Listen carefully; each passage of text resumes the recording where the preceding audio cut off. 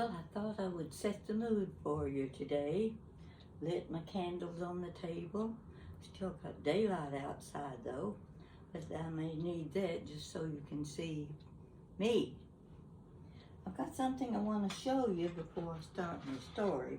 Someone had asked if I would do a Halloween story. Well, that's not easy to do because my Halloweens haven't been that exciting through the years, but I think I can go back to my childhood and tell you a little bit about how Halloween was in those days. And we're talking about 75 years ago, at least 75 years ago. That's getting close to a century, folks. I'm getting old, but the memory remembers a few things, and hopefully I can tell you about them, and let's see if we can't make it interesting. But first I want to show you something. Can you see this? See it real good? You know what this is? Take a close look. Close look. See that little hump inside? See that right there? That's a hump. Look at the outside of it. Can any of you guess what this is? None of you are old enough to remember them. This is a hat from the Vaudeville days. This hat was used in Vaudeville. You've seen the old movies, Charlie Chaplin, Jimmy Durante, Red Skelton, all those comedians that would be on stage doing their Vaudeville acts. Some were dance acts, some were just comedy routines. You had a lot of clowns, and I have a feeling a clown probably wore this. It's already had the little stretch string that would come under your chin. That's already been broken off, and it's getting a little bit brittle now because it's made of paper mache. Now when I saw this, I've had it about 35 years. I said, I've just got to have that. It's something from the Vaudeville days, and I've seen all those old Vaudeville movies, and they're just wonderful movies, all musicals. And I said, I've got to have this hat. Take a closer look. I want you to really, really see what it looks like. I'll put it on my head. Now, I would make a cute little clown, wouldn't I? Oh boy, wouldn't I though? Now this is what the secret, this hat, is going to be kind of hard to do. So you've got to listen closely.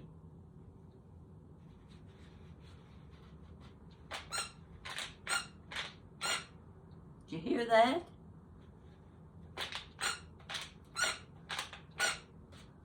That was the squeak in the hat that your comedian would use or the clown would use.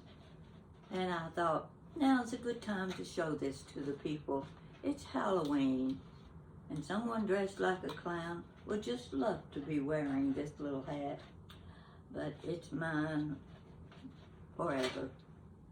I just hope whoever gets this hat when I'm gone takes really good care of it, because I know it's at least 100 years old now. So I haven't taken real good care of it because it's getting a little crack in one side. But I keep it up on the top shelf where I can reach it anytime I want to get to it. So you hear my little squeak? That's like the baby dolls we used to have. You squeeze their bellies or press their backs and they would cry. That's what this is for. It's to make you laugh. So much for that. Now let's get to Halloween. Halloween. I don't think much of Halloween nowadays. It's so commercial. The fun has been taken out of it. The young children don't know.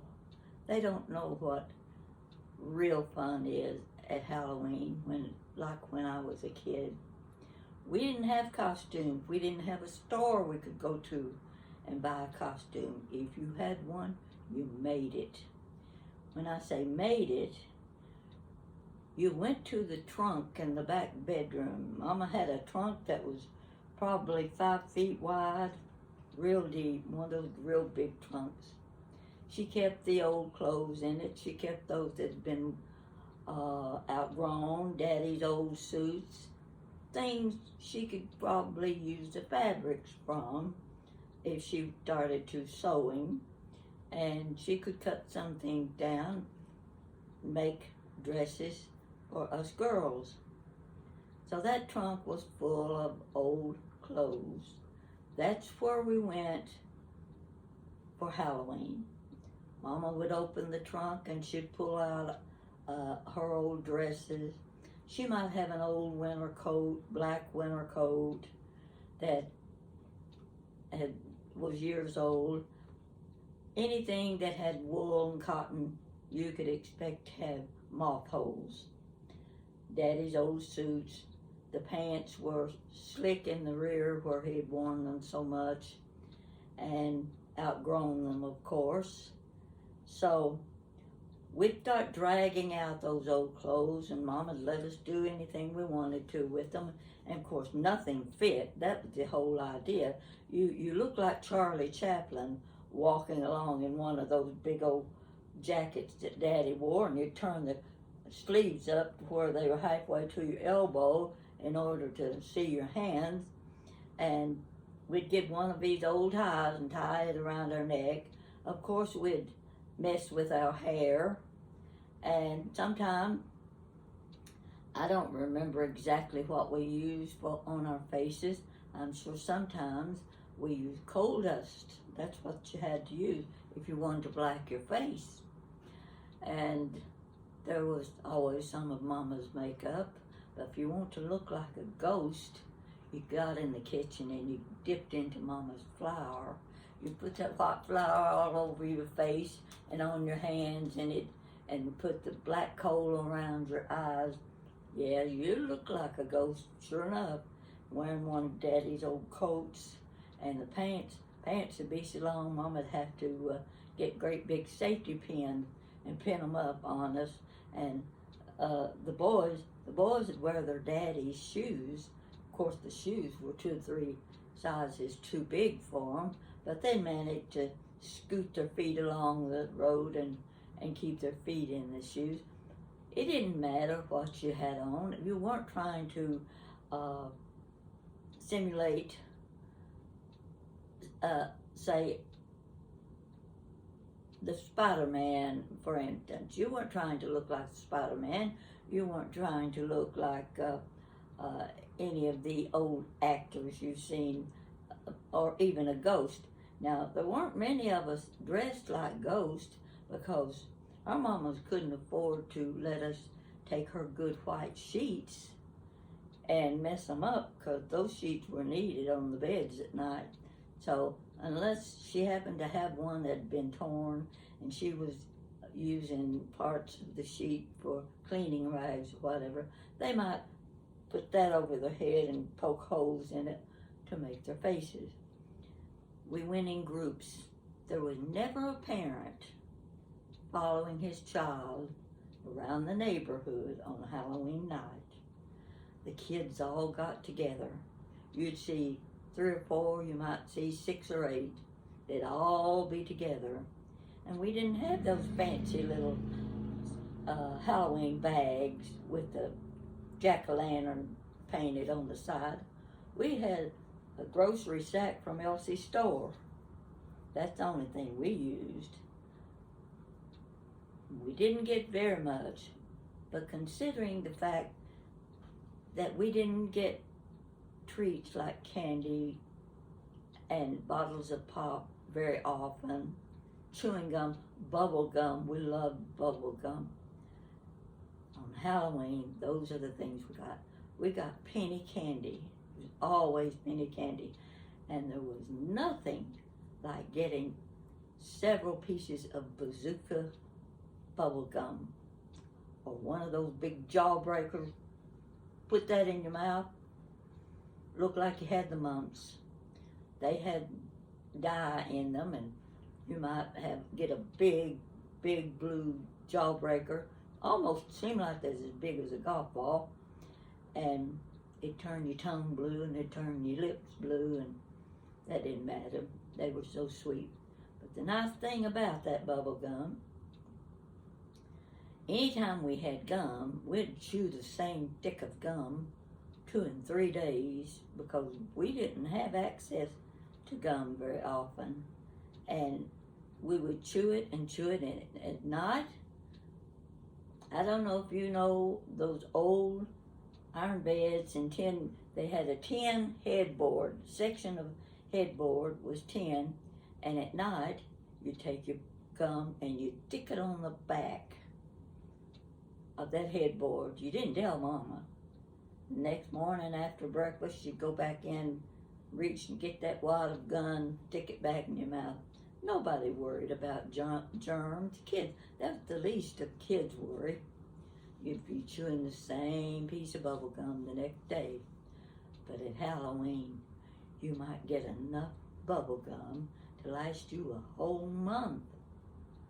That meant you didn't have to chew one piece 2 and 3 days. You could throw it away. You didn't have to put it on the back of the headboard. You could get a fresh piece that was so sweet.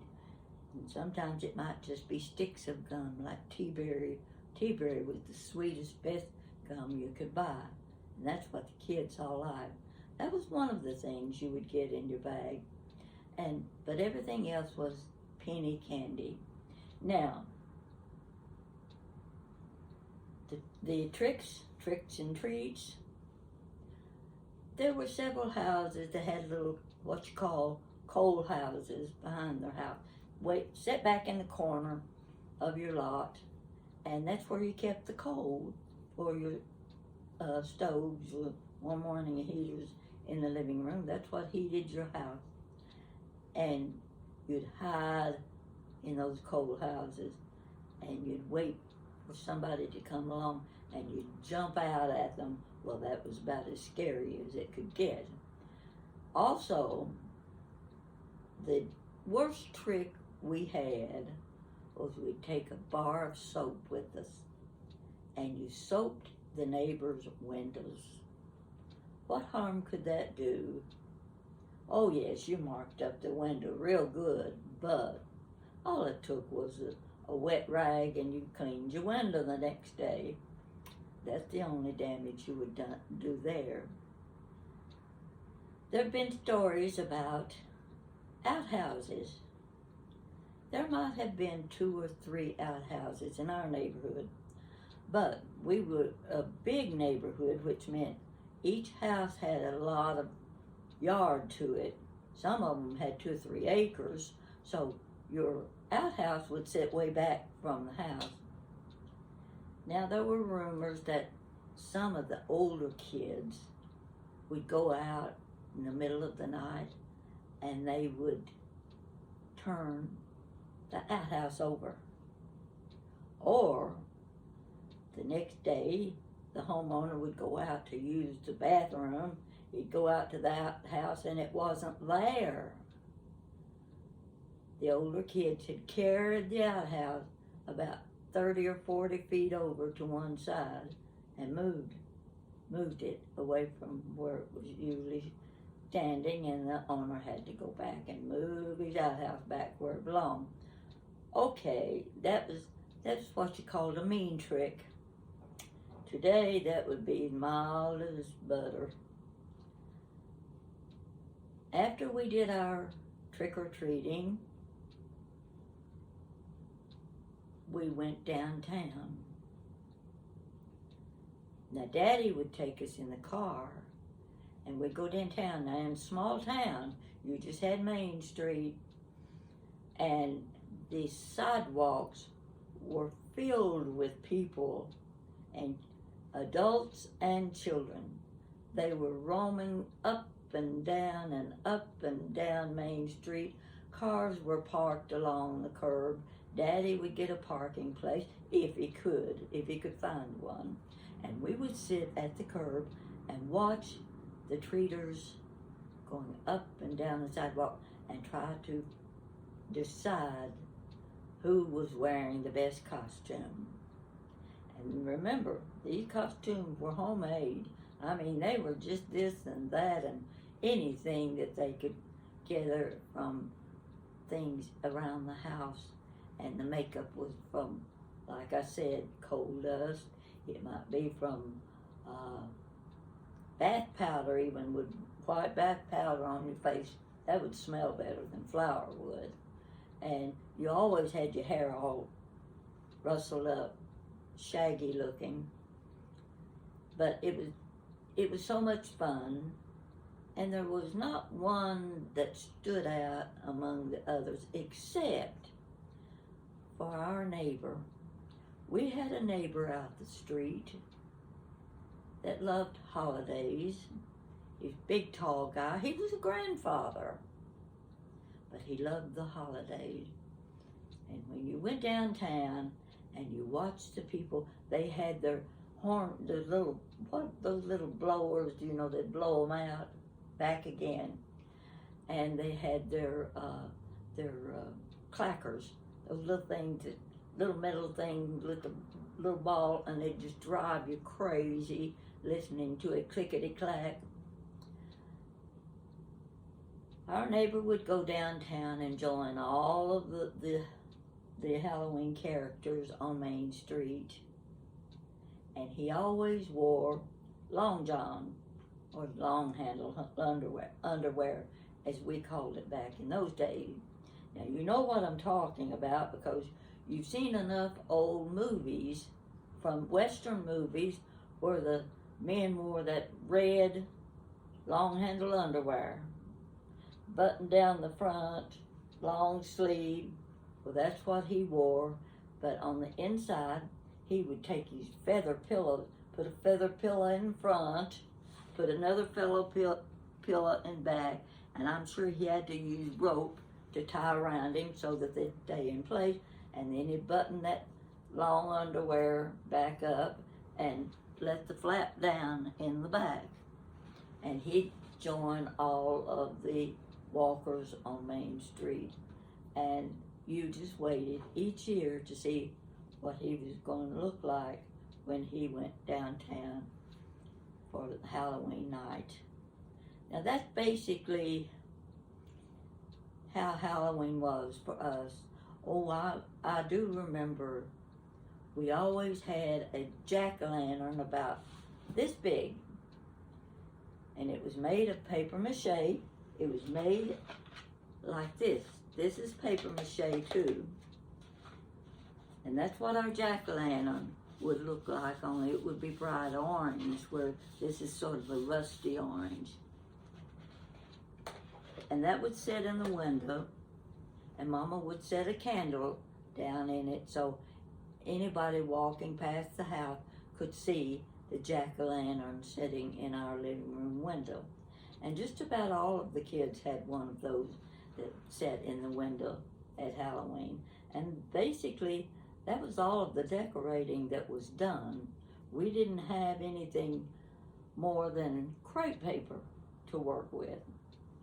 So Halloween was a big, big treat for the kids because it was the only time of the year they had candy, lots of candy, and apples, bubble gum, balloons. You never got that any other time.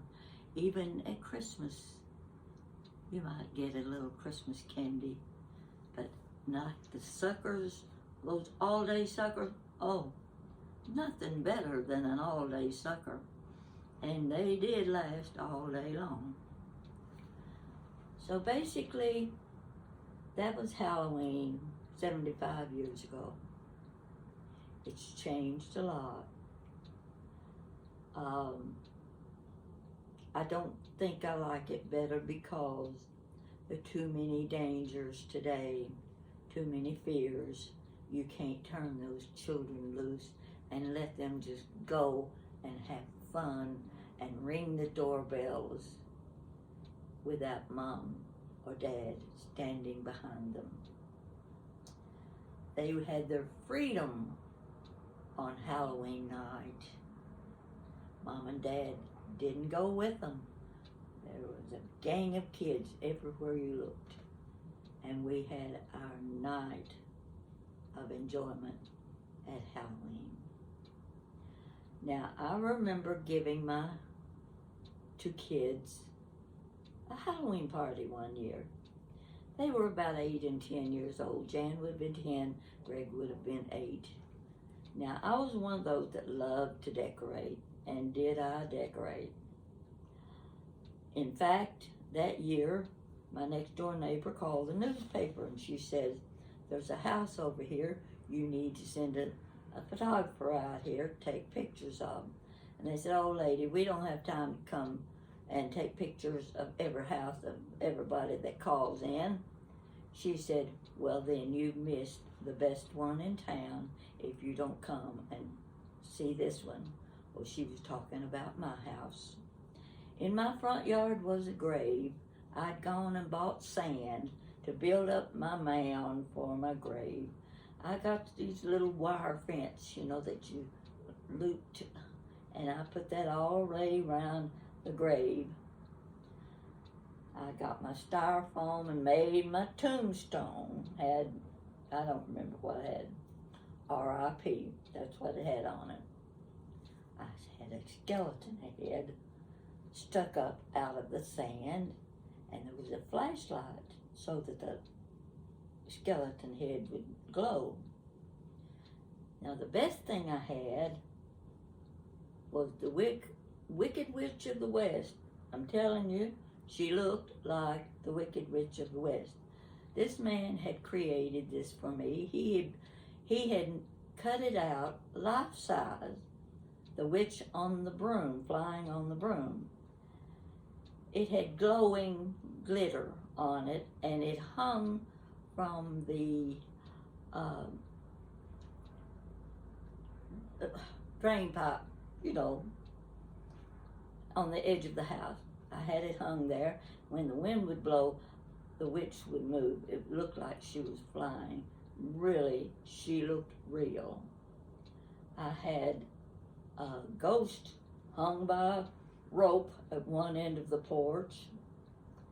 My post had fake blood. Well, all I can say about that is it wasn't easy to clean off when I got through with Halloween.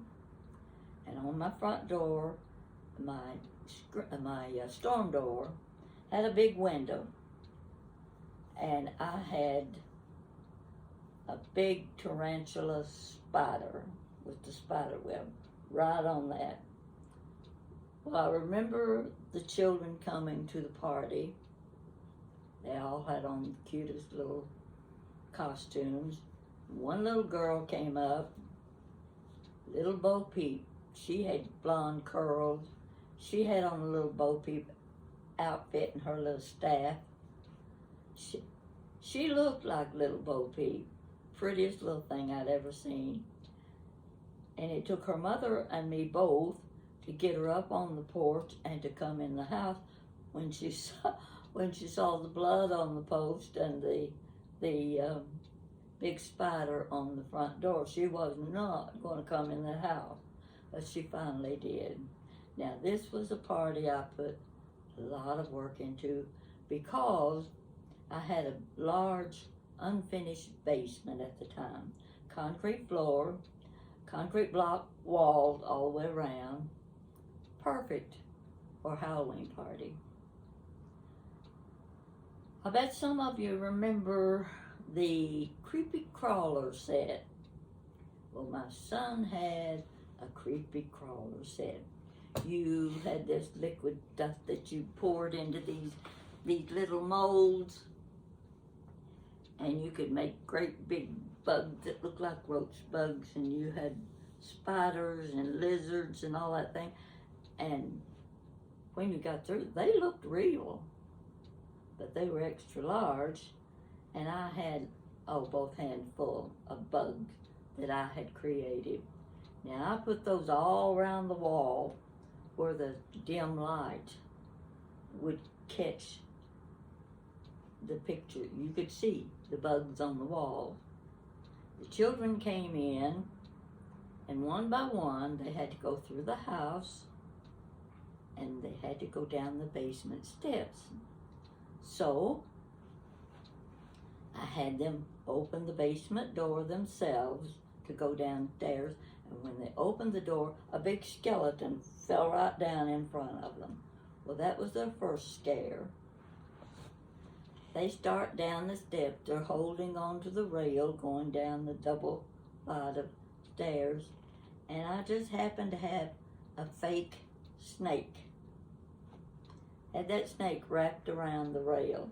So, of course, they were holding the rail as they went down, and then their hand would land on that snake. That was their second scare. The third scare was not only the bugs and the spider web, but it's when the party ended and we sat in the floor and I told ghost stories. Now, my son, being about 8 years old, he was sitting right next to me, and we were in the dark.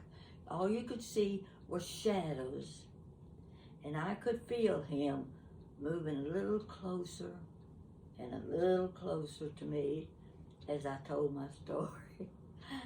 And I was getting such a kick out of it, knowing he was practically up under my arm by the time I finished my ghost story. So I knew what I was telling was effective. The children were getting a real ghost story. Don't ask me what I told. I don't even remember that. But when the party was over, two little girls, they were twins. They were new in the neighborhood. And they came up to me and they said, "Miss O'Neill, this is the best party I have ever been to." Now, you know, that's all I needed to make it all worthwhile. Was when a child tells you something like that, you know your party was a success.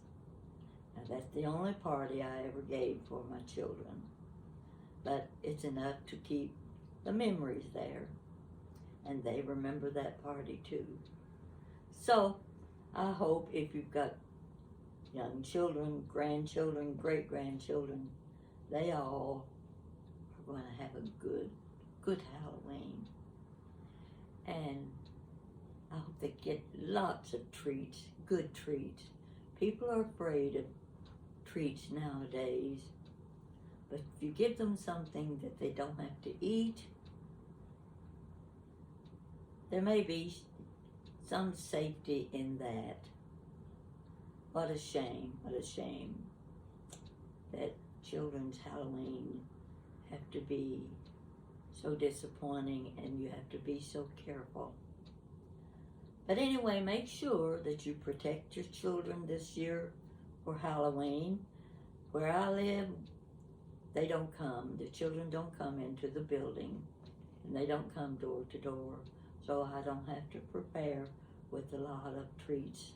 And if I did, I'd be giving them something that they could use, play with, or just enjoy.